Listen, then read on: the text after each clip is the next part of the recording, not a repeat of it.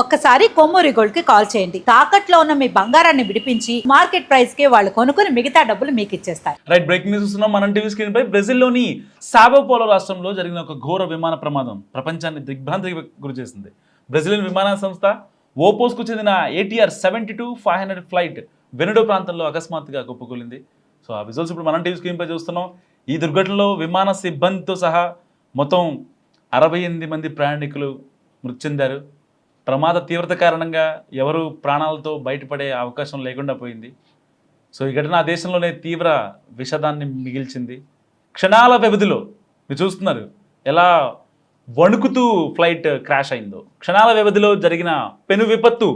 ఈ ప్రమాదానికి సంబంధించిన దృశ్యాలు ఇటు సోషల్ మీడియాలో వైరల్ అవుతున్నాయి. చూసిన వాళ్ళందరూ ఒకసారిగా ఉలిక్కిపడుతున్నారు. టెక్నికల్ ఇష్యూ లేదా వాతావరణ పరిస్థితుల వల్ల విమానం ఆకాశం నుంచి గిరగిరా తిరుగుతూ నేలపైకి కుప్పకూలినట్లుగా వీడియోలో మనకు కనిపిస్తోంది. సో ప్రయాణిస్తున్న సమయంలో అకస్మాత్తుగా పైలట్లు నియంత్రణ కోల్పోయి ఉంటుందని కూడా ఒక నిపుణులు భావిస్తున్నారు. ATC నుంచి సంబంధాలు తెగిపోయాయి. ఒక బ్లాక్ బాక్స్ దాన్ని ఫైండ్ అవుట్ చేసిన తర్వాత కీలక విషయాలు వెళ్ళలోకి వచ్చే అవకాశం ఉంది. అయితే ప్రయాణికులు సిబ్బందికి ఎలాంటి సహాయం అందించలేదు. సో సమాచారం అందుకున్న వెంటనే ఆ యొక్క పెను విపత్తు నుంచి కాపాడటం కోసం ఆ యొక్క rescue operation team and fire సిబ్బంది వెంటనే సంఘటన స్థలానికి చేరుకొని సహాయక చర్యలు చేపట్టారు. అయితే అప్పటికే విమానం పూర్తిగా ధ్వంసమై మంటలు అంటుకోవడంతో మృతదేహాలను వెలికి తీయడం అధికారులకు అత్యంత క్లిష్టంగా మారింది.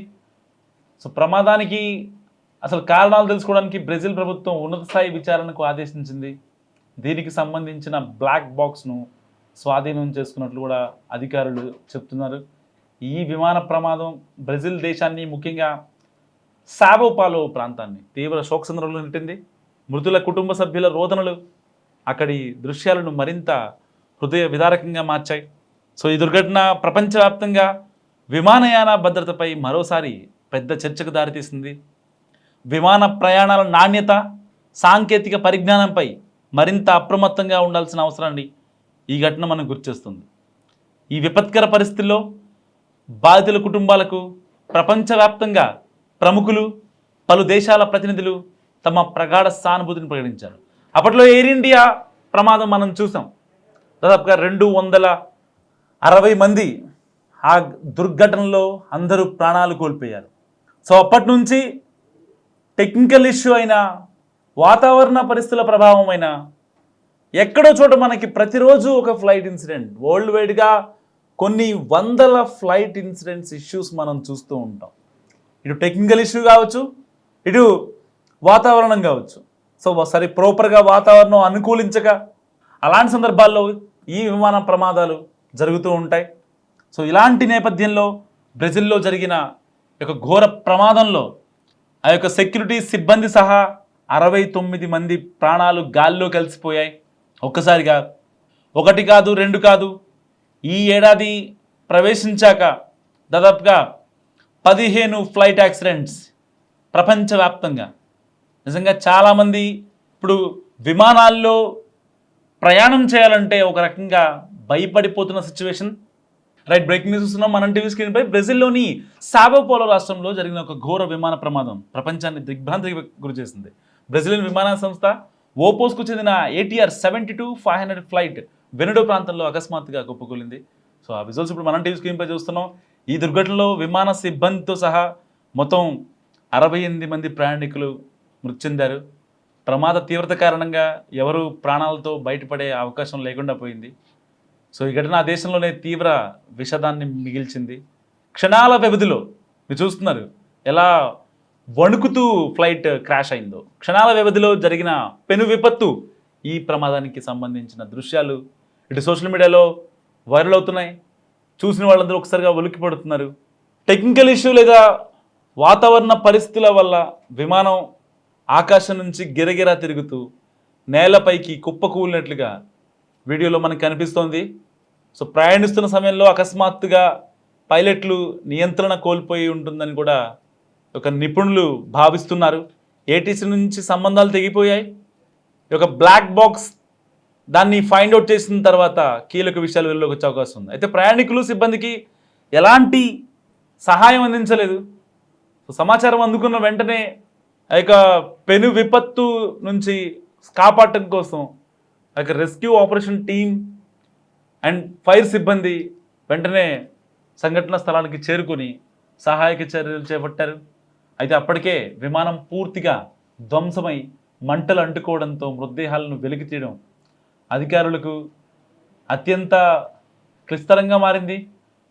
సో ప్రమాదానికి అసలు కారణాలు తెలుసుకోవడానికి బ్రెజిల్ ప్రభుత్వం ఉన్నత స్థాయి విచారణకు ఆదేశించింది.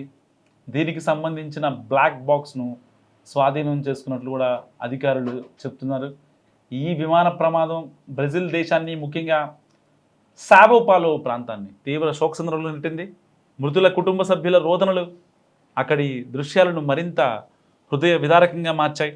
సో ఈ దుర్ఘటన ప్రపంచవ్యాప్తంగా విమానయాన భద్రతపై మరోసారి పెద్ద చర్చకు దారితీసింది. విమాన ప్రయాణాల నాణ్యత, సాంకేతిక పరిజ్ఞానంపై మరింత అప్రమత్తంగా ఉండాల్సిన అవసరాన్ని ఈ ఘటన మనకు గుర్తిస్తుంది. ఈ విపత్కర పరిస్థితుల్లో బాధితుల కుటుంబాలకు ప్రపంచవ్యాప్తంగా ప్రముఖులు, పలు దేశాల ప్రతినిధులు తమ ప్రగాఢ సానుభూతిని ప్రకటించారు. అప్పట్లో ఎయిర్ ఇండియా ప్రమాదం మనం చూసాం. దాదాపుగా 260 మంది ఆ దుర్ఘటనలో అందరూ ప్రాణాలు కోల్పోయారు. సో అప్పటి నుంచి టెక్నికల్ ఇష్యూ అయినా, వాతావరణ పరిస్థితుల ప్రభావం అయినా, ఎక్కడో చోట మనకి ప్రతిరోజు ఒక ఫ్లైట్ ఇన్సిడెంట్, వరల్డ్ వైడ్గా కొన్ని వందల ఫ్లైట్ ఇన్సిడెంట్స్ ఇష్యూస్ మనం చూస్తూ ఉంటాం. ఇటు టెక్నికల్ ఇష్యూ కావచ్చు, ఇటు వాతావరణం కావచ్చు. సో ఒకసారి ప్రాపర్గా వాతావరణం అనుకూలించక అలాంటి సందర్భాల్లో ఈ విమాన ప్రమాదాలు జరుగుతూ ఉంటాయి. సో ఇలాంటి నేపథ్యంలో బ్రెజిల్లో జరిగిన ఒక ఘోర ప్రమాదంలో ఆ యొక్క సెక్యూరిటీ సిబ్బంది సహా 69 మంది ప్రాణాలు గాల్లో కలిసిపోయాయి. ఒక్కసారిగా 1 కాదు 2 కాదు, ఈ ఏడాది ప్రవేశించాక దాదాపుగా 15 ఫ్లైట్ యాక్సిడెంట్స్ ప్రపంచవ్యాప్తంగా. నిజంగా చాలామంది ఇప్పుడు విమానాల్లో ప్రయాణం చేయాలంటే ఒక రకంగా భయపడిపోతున్న సిచ్యువేషన్.